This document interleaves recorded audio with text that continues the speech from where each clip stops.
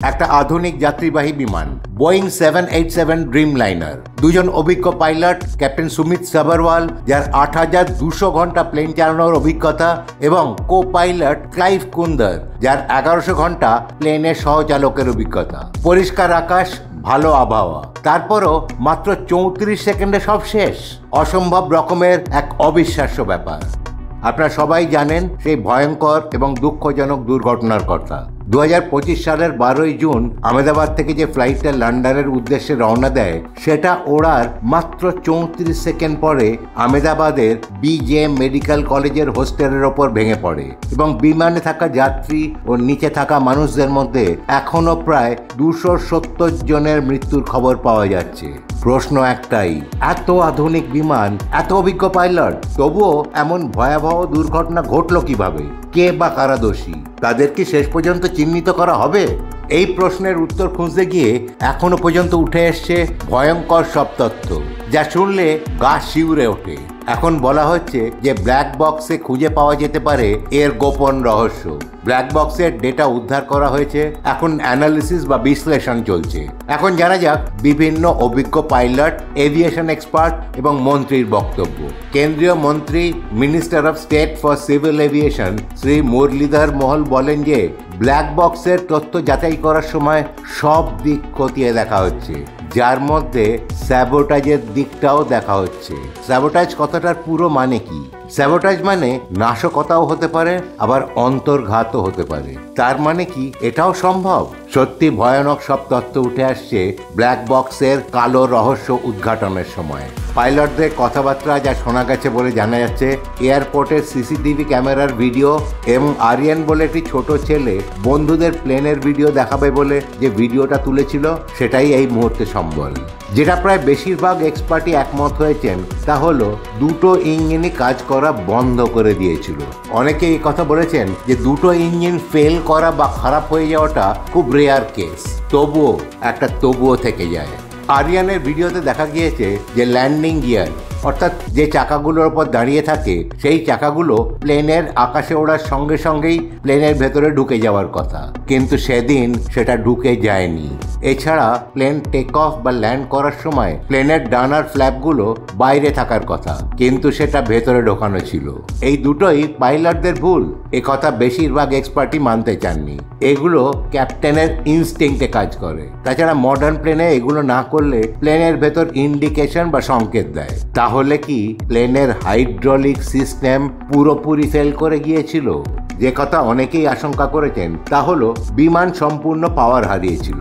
ক্যামেরাতে ধরা পড়ে বিমানের নিচের দিকে র্যাট অর্থাৎ র্যাম এয়ার টারবাইন বেরিয়ে এসেছে।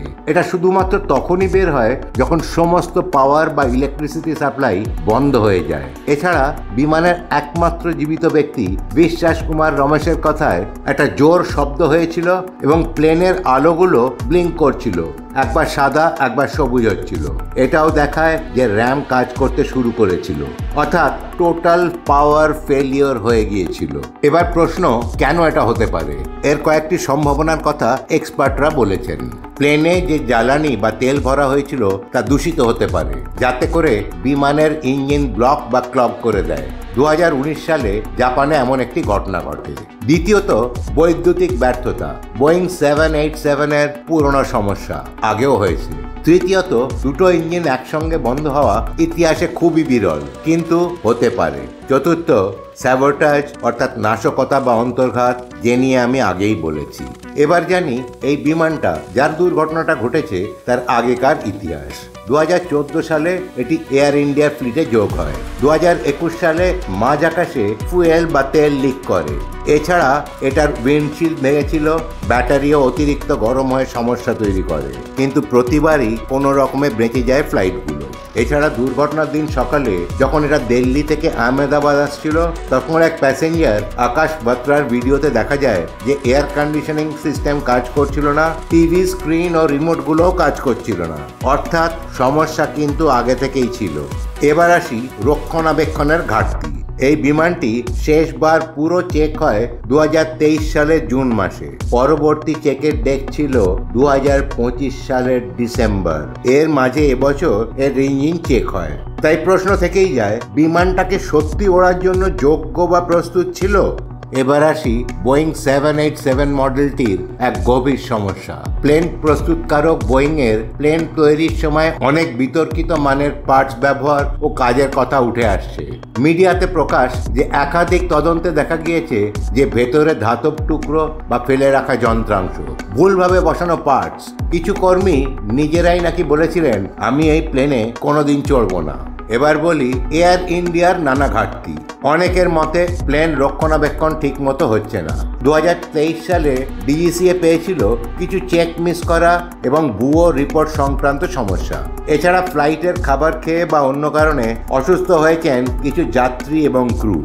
শেষে বলি মাত্র 34 সেকেন্ড। এইটুকুই সময় লেগেছিল একটা সম্পূর্ণ আধুনিক বিমান ধ্বংস হতে। কত পরিবার, একটা কলেজ, একটা শহর হারিয়ে ফেললো অসংখ্য জীবন, হারিয়ে ফেললো কত স্বপ্ন আর কত আশা। কত মানুষ হারালো তাদের প্রিয়জনকে, কত সংসার পড়লো বিপদের মুখে। আমাদের একটাই প্রশ্ন, ব্ল্যাক বক্স কি সত্যিই বলবে শেষ 34 সেকেন্ডের সেই অন্ধকার গল্পটা? সত্যিই কি ভবিষ্যতে সুরক্ষিত হবে সব উড়ান?